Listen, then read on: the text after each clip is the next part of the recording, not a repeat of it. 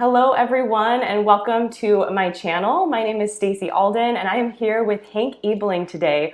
We are about to talk all about service. And as I said in the description of today's video, we as fitness professionals try to think of ourselves as only working in the fitness industry, but really we have to start understanding that we work and live and thrive in the service industry.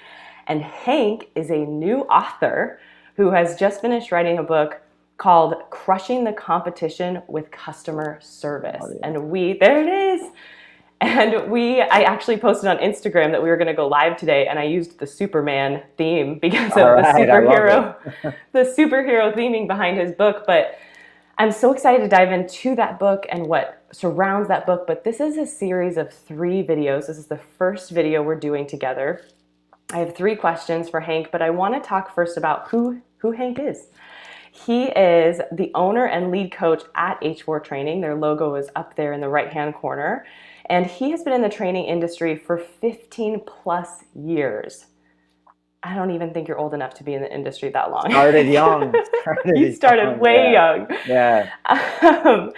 And so he's worked with numerous health clubs and private training studios. He talks a lot about his history in his book, which is really fun to learn about as well, with a passion for fitness and providing excellent customer service.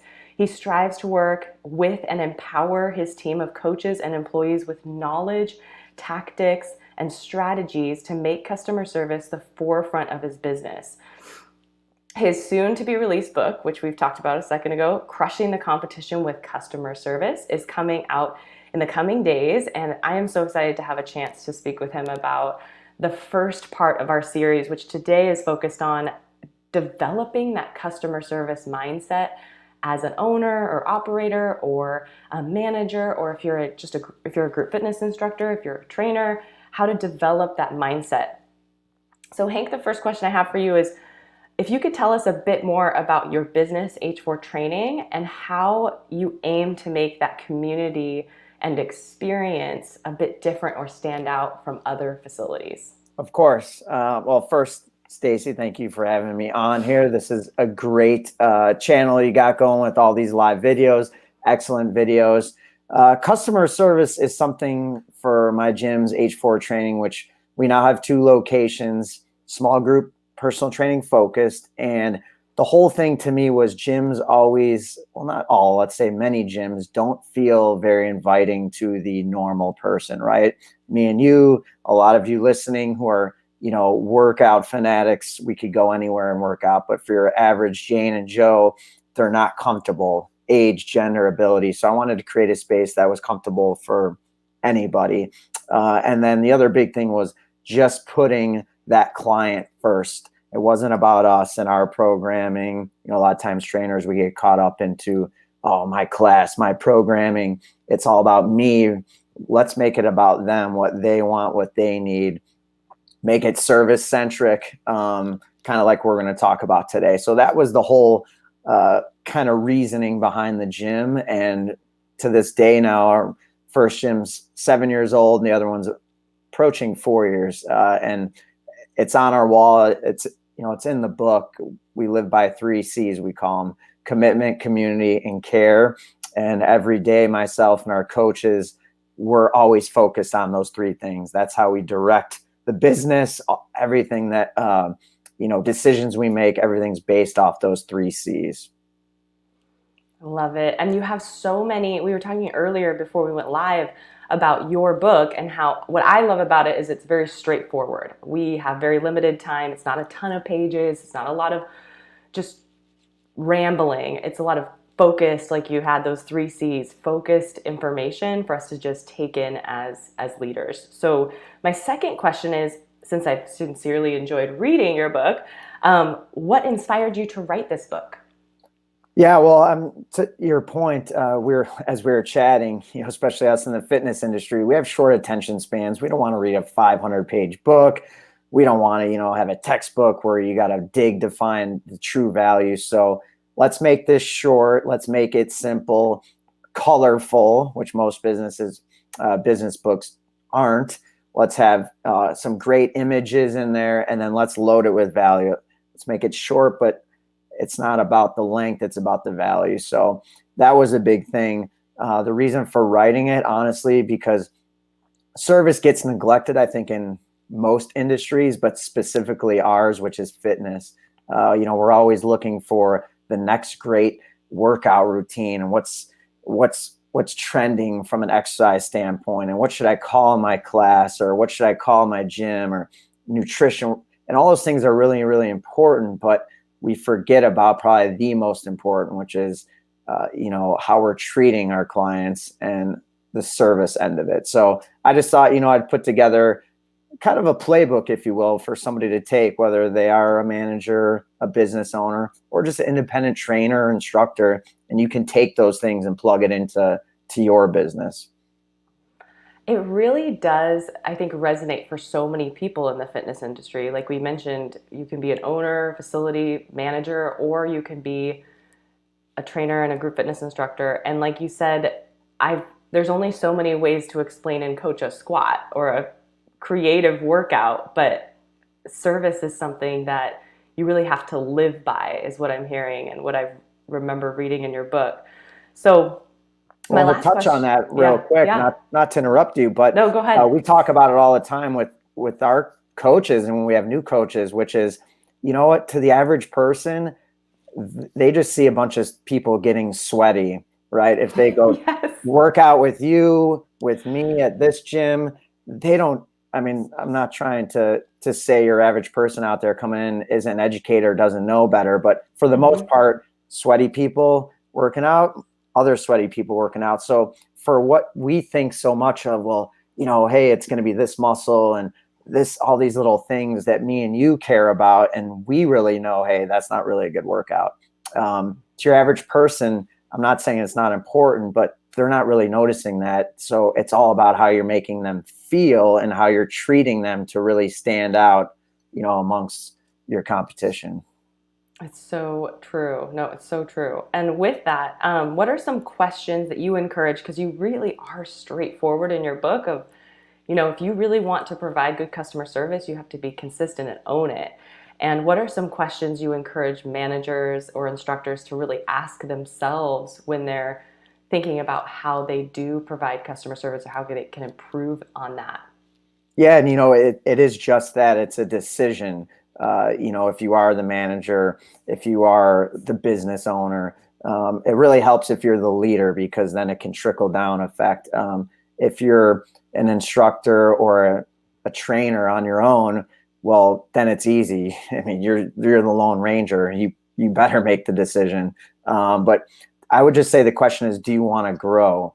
If you're independent, your own business, do you want to grow your business? If you're running a gym, a studio, a team, do you want everyone's business to grow? And if the answer is yes, then how are you not making service priority number one? Because then that leads to loyalty and higher retention and word of mouth, and that equals sales and marketing without even focusing on sales and marketing. So I would say, are you interested in growth and your team's growth? Then you need to make it an important part of what you do. So true. And really what I think about now, especially during these, we're talking right now during the COVID-19 pandemic. Who knows when you guys will watch this, but how I'm sure the service that you've created, or if you could share with us how that service has resonated with your participants during this time, and really helped retain them. Yeah, and I mean, as we've seen, right, a lot of the service points that many of you probably practice, including ourselves, have changed, right? You can't do the high five and touch, the hugs. A lot of those things have gone away, so you have to find other ways to create that same feeling that you might have done otherwise before. So I think it's just finding ways to do that with your clients. And then I think many people found out either, boy, we have some great loyalty when it comes to our clients, our members, or our loyalty sucks, right? Because when COVID hit, many people started cutting their spending.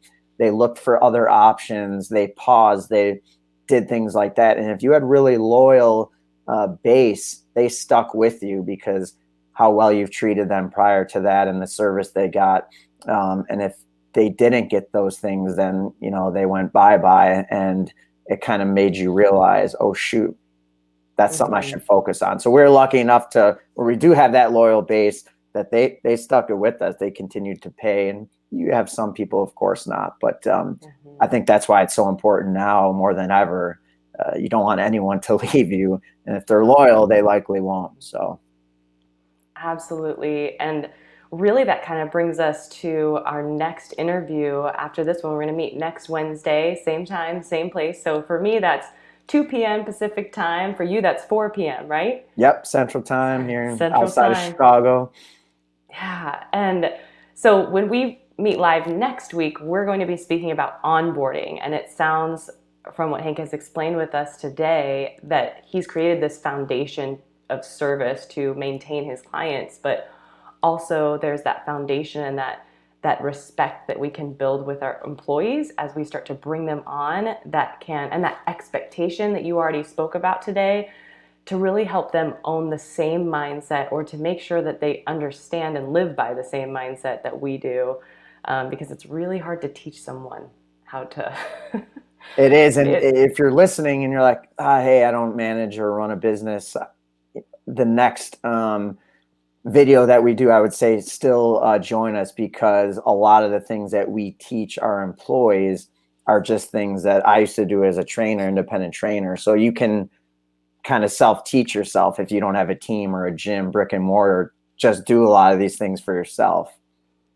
Absolutely. And that's what's so great about this book is, as we mentioned, it's got a lot of hard-hitting information. So we started today with developing, hopefully, today we've helped you develop that mindset or commit to that service mindset. If you hadn't had it before, maybe you're going to start working on developing it more now. Better start now than never, right? Of course, And then, never too late. exactly. And then we'll talk next week about onboarding, or as you mentioned, thinking as a service provider, whether you're a trainer or you're a group fitness instructor, how to implement those things. So join us next week. We get to continue to see Hank. I'm so excited for us to meet again next week. It is time for the holiday season, so happy holidays to all of you if you are watching today or during this time. And same with you, Hank. Have a great Thanksgiving tomorrow. You too. And for those of you watching live, make sure that you're thanking your clients and customers today or tomorrow, right? It's Thanksgiving. We want to be grateful. We want to be thankful. That's what this holiday is all about. So things have been crazy this year. One thing you can be thankful for are those awesome clients and customers. So make sure they hear you, social media, email. That's a little tip for you going into the holiday.